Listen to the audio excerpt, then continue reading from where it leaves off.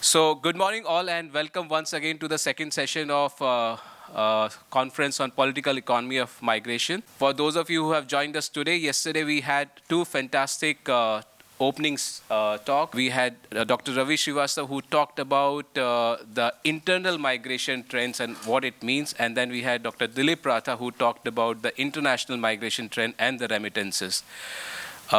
Today we are going to be having three sessions, two sessions on political economy of migration and one session on the sociology of migration. This would be followed by the final session where we'll be looking at what are the research agendas and further steps that are coming out of this conference. So without taking much further time, I'm just going to briefly introduce the panelists on the stage and then we'll get going. To begin with, I would like to introduce session chair, Mr. Jayant Kumar Banthia. Banthia sir was an Indian public servant who also served as Chief Secretary of Maharashtra.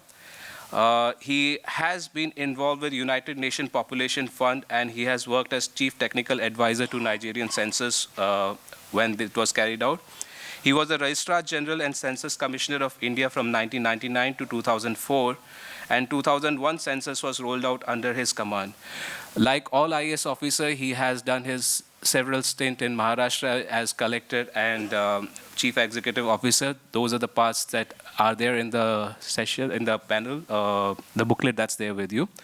Welcome, sir. Looking forward to the session under you. We have Professor Irudya Rajan. Professor Irudya Rajan comes from Center of Development Studies, and he has been involved with various migration surveys. He has been involved with 7 major migration surveys: Kerala, Goa Migration Survey, Tamil Nadu Migration Survey, Gujarat Migration Survey.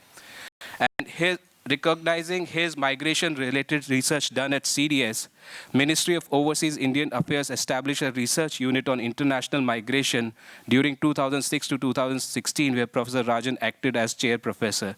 He has been involved with various national and international initiatives related to migration.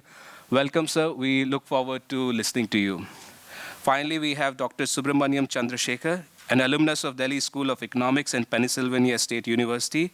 He's presently a professor at Indira Gandhi Institute of Development Research, Mumbai. From May 2010 to March 2011, he acted as advisor to the president of CII and co-chairman of Jubilant Bharatiya Group. He is recipient of Fred H. Bixby Fellowship awarded by Population Council. He won the Japanese Award for Outstanding Research and Development at the Global Development Awards. And his research interests include rural-urban linkages, urbanization, worker mobility, and income and non-income dimension of well-being. With this brief introduction to all the panelists, may I request everyone to give a big round of applause to our panelists and we can begin the session. Thank you, sir. Over to you, sir. Good morning, everybody here.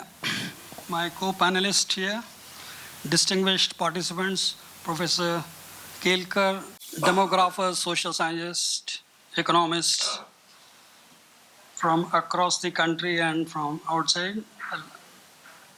It's great to have a conference like this on migration and not on total population as such here, etc., because it allows us to focus on important dimensions of not only the mobility but of population growth as well, within and across the country and globally as well. We've got very distinguished speakers here, so I'm not going to take time. I'm not too sure what was the mandate for the political economic session, but I'm pretty sure it would largely focus on post-independent India. Nothing prevents us to look into pre-independent India and globally as well, etc. Obviously, there are several dimensions to this political economy of migration. If you get into Europe, the whole slave trade and setting up of the new worlds is involved with migration and the political economy of migration in that sense. If we come up to the Indian subcontinent, we'll have obviously a different historical dimensions of the migration, Central Asian communities coming in India, some of them invading, some of them settling down, and so on and so forth. So it's a whole set of things which we can consider, but I'm pretty sure the distinguished speakers would do an excellent job on whatever they have chosen or whatever was their mandate, whatever is the area of expertise among several other things. Only just to set the rules, since we have got two speakers, I think 25 minutes each. discussions. Yeah, so I'm just putting around 20 minutes plus a grace period of 2 to 3 minutes in case. So I think that should be fine. May I request Professor Rajan, whom I had the privilege of knowing for almost more than 30 years now, etc. We have common interest in historical demography, among other things, etc. I did my research at the London School of Economics on smallpox and vaccination in British India, covering a period from maybe pre-1750 to almost 1975 when it was. So we have got various interests.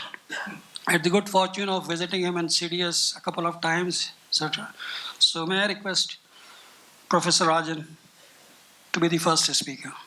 Thank you, Dr. Bandia. I'm also very pleased to be here because I think I'm very pleased that this group of people invited me. And today we are going to discuss on the political economy of migration. I think the topic is very relevant today when we discuss about, we heard throughout the yesterday and today in the news about the amendment bill, which also talks about migration. And I would like to pick up some few ideas or few points for today's discussion, not just for today, the whole day as well as the days to come. How do you define migrant? I think this is something we have to understand that. If you ask the census commissioner who is sitting here, we have two ways of defining people. People who are living in a place they are not born, or who are living in a place where they were not living last time. If you use the definition as per the 2011 census, which we have right now, we have close to 453 million people are living in a place they are not born. 453 million, but it is close to 37% of the India's population. But as we heard yesterday from Ravi and other people, it is just stock estimates. That means between the 2001 and 11, somebody went out and came back. They are not part of this census. They are not collected that. So we have hugely underestimating the internal migration. In fact, if you put a reliable estimate, probably 1 out of 2 Indians were somewhere mobile or somewhere they are living in a place they are not born. So we are talking about the huge number of people living here outside the place of their territory. And even you discussed today, sitting here, many of you sitting here, many of you are not living in a place you are not born. We are all migrants. We are underestimating. In fact, I was talking to some people, even current Prime Minister of India is a migrant to Delhi. He has moved from Gujarat to Delhi. So migration gives both social and economic mobility. I think this is something we have to recognize that. But today, it has gone beyond our hands. We used to talk about research on migration by both economists, demographers, sociologists, but now it is taken over by what we call them politicians. They have taken over the things. Today the elections are part on politics of migration. You talk about America's first by Donald Trump, or you talk about Brexit. Everybody today talks about migration. It has gone beyond us. Now they are the one using the migration for their vote bank politics or whatever you talk about, which is happening both within the country and outside the country. The second point I would like to make, which is also important, is also international migration. When we talk about migration, we cannot hide our understanding on international migration. Today, we have no reliable estimates of international migration today. The government of India, which is currently holding the Ministry of External Affairs, which says we have close to 14 million Indians are living outside India who are still holding Indian passport. We call them only international migrants. Somebody is not holding Indian passport, they are already become American citizen. We call them diasporas or Indo-Americans or Indo-British. We saw some people even won the election in Britain yesterday. So when you hold the Indian passport, we still count them because they do send remittances, and that number is close to 14 million. But still, we have no reliable data on international migration. Today, we are able to tell how many cars are being exported from this country, but we are not able to tell how many people are leaving this country for work or for studies. That means we are the human beings, we are going out, we are not being counted at all.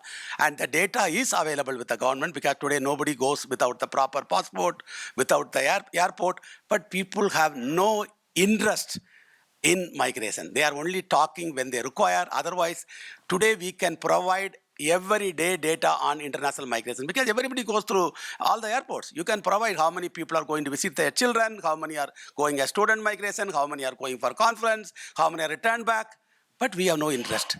But the government talks about NRI. Non-resident Indians is a big group. But I would like to say here, NRI means for people like us who work on migration, NRI means not required Indians. They are not required in this country. That's why you don't even count them. Not required Indians. This is what we are talking about, politics of migration. We don't even count them. But we talk about yesterday when Dilip Ratha told about $82 billion are coming to this country through international migration. You are not able to give them even the count of these people. When Indian students were being targeted in Australia, we have no idea how many Indian students are in Australia. Whereas the Australian government has to tell us, you have 84,746. We are not able to count. We talk about information technology, but we are not even giving the basic number of international migrants. The third point I would like to make is, yesterday we also discussed about, Professor Dibankar talked about Interstate Migration Act, but that act is basically like an tiger without a teeth. This is not being implemented. It is just being lined down. But you have no migration policy today in this country. We talk about agricultural policy. We talk about industrial policy. We talk about several policies. Why can't we have a proper migration policy in this country, a document which talks about what is the government views on migration, both internal and international migration? That comes again politics. Why can't we have a policy? You implement or not, but there should be a policy document. You had a population policy, you have an aging policy, you have several policies in this country. Why can't you produce a document talks about what are the roles, what are the rights of states, what are the rights of migrants? We are not talking about. I think this is something we should debate on, that why we are shying away producing a document on migration policy in this country. I think this is something very, very important, because one out of other person is migrant. And we are also talking about international migrant. Why we don't have a document on migration? I think this is something we have to discuss on migration policies. And the fourth one, which is also equally important in the context of politics, is now people are talking about local for jobs. There are some state government in this country now talking about reservation for locals. I think this is something we should debate on that, because this is what being talked about in Saudi Arabia. 20% jobs to be for Saudi Arabians, and Indian government is almost protesting that. You are sending back all the Indian migrants back.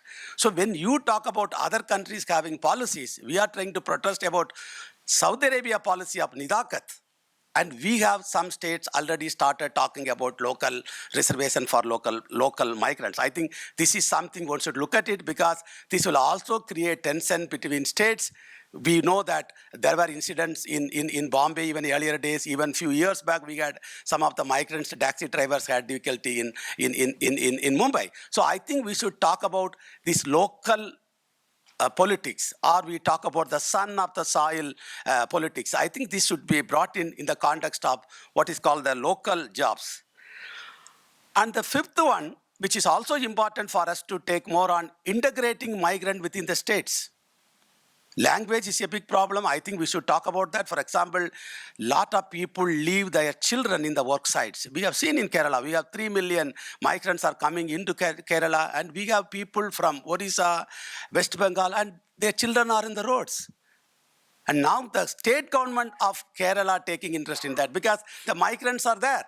I don't think we can blame Odisha or West Bengal government. So they are talking about compiling, like signing contract between Kerala and Andhra Pradesh, Kerala and Odisha, so that the children can go to school where they can taught languages in their own language, because they are here for only short period. You can't teach them Malayalam there. So you have to have teachers who can teach them Malayalam in local schools. And in Kerala, we are closing schools because there are no children. So you have to think of some type of integrating our children. This is very important, because the migrant children, what we call them, nowhere children. I think this is something we should talk about, integrating them. This is not only true for young children, it's also true for student migrants. We are talking about IIT suicides in Chennai. I was there. We are talking about that. Please remember that these people go from one state to another state to study. They are not able to integrate. And there are suicides in Andhra Pradesh. I was there in IIT for some interviews, and Chennai. And it is just a tip of the iceberg. because they are not able to integrate with the local people. The person who has been committed suicide is not from Tamil Nadu, from Kerala. So you should look at it, how we can integrate our students. It also happens maybe in Australia, maybe in UK. We should talk about integrating through language, through culture. I think we should think of even how to keep those people in good humor. Otherwise, you will have a lot of problems we are going to face. I think the student migration, student left behind with the parent, I think this is something very, very, very important for us. The fifth point I would like to make is, we talk about smart cities. Of course, smart cities meant for smart people, not migrants. Migrants are not smart. They built the city and they are out. This is what the migrant tells me in the Gulf. We built Dubai, but we are not there. They don't give even citizenship in the Gulf countries. I think when you talk about smart cities mean migration. You can't have cities with only number of birth. If you talk about any cities today in this country, 50 to 60% of the cities' growth are through migration. Smart city means migration. But you look at the policies by the government, the other side, we have Narega, which talks about keeping the people in the village. 100 days of work, it means that be in your place, we give you 100 days of work, don't come. Other side, you have also program like Pura, providing urban amenities in the rural area. That means you don't come. If you are not asking, one side you are not promoting people to come in, other side you talk about smart cities, and you think urbanization will lead to economic growth, then I think there is a conflict of policies. I think we should discuss about, it's like one hand does, other hand has no idea. I think we should discuss about how the policy intervention, we should talk about that. Because these are all different policies, but it has what is called the barriers to migrants. Migrations, we should not allow barrier for migration. We should allow people to pre-mobility. We talk about safe, legal migration. Similarly, we should talk about pre-mobility. Anybody want to go to any state, they should go. We should allow them to go. I think this is something stopping them with NREG or providing opportunities there. Then you promote 100 smart cities. Smart cities mean you need people there. It is not such to all. You have to have people. Automatically, migration will play a very important role. How the policies are talking about. The other point I want to talk to you again about the understanding by the policy makers on migration. I think I had a long discussion with Aravind Subramanian, who was the chief economic advisor to the first 3-4 years of our Prime Minister Narendra Modi. And when he completed the first year, he brought out what is called, some of you might have, economic survey, 2 volumes. And he came to Center for Development Studies. He had given a big presentation on the report. He said, everyone should read the report. And then my director told me, why can't you initiate a discussion? I said, I will not read your report. Because you have 2 big reports, not even a single word called migration in your report. What are you talking about? You yourself be a migrant from US. You have not even talked about one word about migrants in the economy. What are you talking about, Aravind? He said, this year I have missed it, I will do next year. And next year he presented in Kochi, he did not take it up. And third year, he took a chapter on migration. I think we have to influence policymakers, not politicians, because politicians are in a different category. But we have to impress policymakers. I think finally the third year and the last year of his, what is called the chief economic, he brought out a chapter on migration, people on the move in the economic survey. 2 years of pressurizing him, how important his migration is. It is important in migration. You know, migration is very, very important. We are not talking about that. If the policymaker, if the chief economic advisor is not talking about migration, who will talk about migration? Who will talk about to the policymaker? I think this is something very, very important. Our duty to influence policymakers. I think this is something we should do. And the 6th point, we should also talk about, we always talk about migrants are coming and taking our jobs. It is not just in the cities in here. It is also in UK, it is also in America, everywhere they are coming. Migrants are coming, taking our jobs. Please remember, they are not taking your jobs. They are taking what we call them is 3D jobs. They take 3D jobs which you don't want to do. 3D jobs we talk in international migration. They do dirty jobs, dangerous jobs, and demeaning jobs. If you go to any big city in Europe, somebody standing in the 6th floor and doing that, he's not a local fellow. He might be from Turkey, he might be from, the country you don't like. They are doing these 3 jobs, dirty, dangerous, and demeaning. They are not taking your jobs. I think we have to somehow to put facts on that. And we always talk, I think people like, some people talk about people are sending money. I was in Saudi Arabia, they're telling 8,000 crores are leaving from Saudi Arabia to India. So much money going out.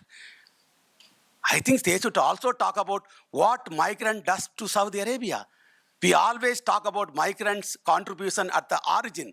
The children are going to good school, but the migrants built your city. City is built by the migrants in the Gulf. So we have to do studies on migrants' contribution at the countries of destination. I was telling in Kerala, the migrants today leave Kerala. Kerala is gone. This is true in big cities. So it is not like we always talk about the money going from cities, but you should talk about what is their contribution. What is their contribution to the city's income? What is their contribution to the... We are not seeing studies on that. I think we should do studies on their contribution at the destination level, in Europe, in UK, in America, in Gulf, in cities like Mumbai, Delhi. I think we should talk about that. We are only talking about money is going. They are doing big housing in Kerala from Dubai. Fine. But they are also helping you to build your cities. I think this is we have to do, we are not doing on discussing the contribution of migrants at the destination places. I think this is something we should do. And the final points we talk about rights. 80 billion people approximately have not voted in the last elections. They are not participated. What our Prime Minister Modi told was the biggest festival of democracy after he voted in Gujarat. He has to go to Gujarat to vote. How many people, migrants, can move from their place? It takes 3 days to go, 1 day. They cannot lose their salaries. They cannot lose their wages. I think we should talk about how they can be part of the political decision. 80 million out of 400 million people, how many people voted for migrants who went to vote? We can go and vote, but what about the poor migrants? They have to lose salary because we were talking somebody in Chennai. He said, I used to be in Delhi, I used to go and vote. Now I am in Chennai, I cannot go, it's too far. And they will lose their wages. I think we should talk about voting rights. We should talk about health rights. RSPY, you cannot claim. You cannot claim RSPY, whatever place you are sitting there. And you should talk about ration cards. You may be poor in Pigar, but you cannot claim the rights in Kerala when you come in. And all the medical facilities in many states are not accustomed to migrants. This is very, very sad situation. There was an accident in Trivandrum, and the person were taken to Trivandrum Medical College. And the doctors cannot speak the language of the migrants. He's saying, I have pain, but he can't understand the language things. I think we should have, at least wherever migrants, should have some doctors who can speak local language, the language of the migrants. Because you cannot really talk to them. Always the doctors need to talk to you. I have a pain here, I have a pain there, I have broken these things, but he's not able to. It's like both of them are illiterates. Everybody is showing signs there. I think this is very serious thing. It happens in Kerala. Please remember, we have to talk about health because they are all working in dangerous jobs. And we have to talk to them. They need proper treatment. They are working for the particular state. And in the process, what happened, one of the migrants, when he had an accident, his ambulance was going to 4 medical colleges on the way. Many people said, oh, inside is a migrant. They said no. And finally, that migrant died. And the Chief Minister of Kerala went to assembly. He said, I am sorry, it happened in my state. I think it happens in Kerala. Migrants might be dying at the time of worker sites, and they are not get